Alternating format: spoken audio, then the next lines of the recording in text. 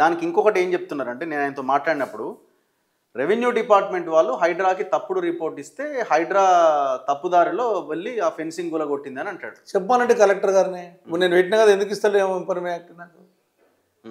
ఆయన ఏమంటుండు 15,000 కోట్ల రూపాయలు కాపాడినా అన్నాడు హైడ్రా కమిషనర్.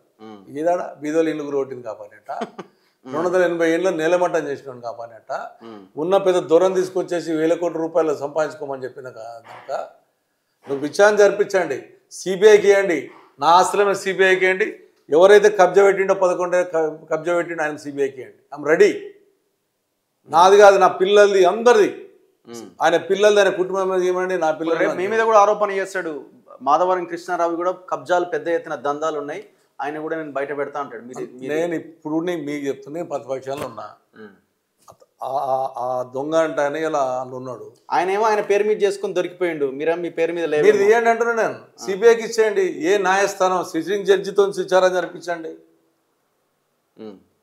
సిట్టింగ్ జడ్జితో విచారణ జరిపించుకోండి. మీ గవర్నమెంట్ మీది మీద, నేను గవర్నమెంట్లో లేను, అవునా కదా. ఇవాళ కొత్త పాట కాదు ఇది, 10 నామినేషన్ వేసినాక 99 నుంచి ఇదే మాటలు తీయండి, తీసుకోండి. మాధవరం నేను ఇవాళ నేను ఒకటే సీనియర్ రిపోర్టర్, మీరు నాది చేస్తే రేపు పొద్దున్న నీ సమక్షాలు గీత గీస్తా, బినాం పేరున్నా నా పేరున్నా, అంతేనా. కానీ నువ్వు చేస్తావా ఈ పని, ఇద్దరు రెడీ ఉండాలా. నేను రెడీ, ఐమ్ రెడీ. నా ప్రాపర్టీ, మా తాత ప్రాపర్టీ, దాని చుట్టుముక్క 300 ఎకరాల ప్రాపర్టీ మాది యాక్చువల్గా.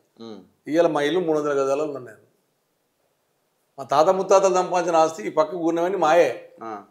మా పేర్ల మీద మాధవరం కాలేజీలు ఉంటాయి, మా తాతల పేర్ల మీద ఇల్లు ఉన్నాయి, అమ్ముకున్నాము. వివేకానంద కాలేజీ మాదే, ఇది మాదే, పక్కన మాదే, వెంకటేశ్వర మాదే, మాదే కానీ 300 ఎకరాలు మా ప్రాపర్టీ. ఇలా 300 గజాలు నా ఇల్లు.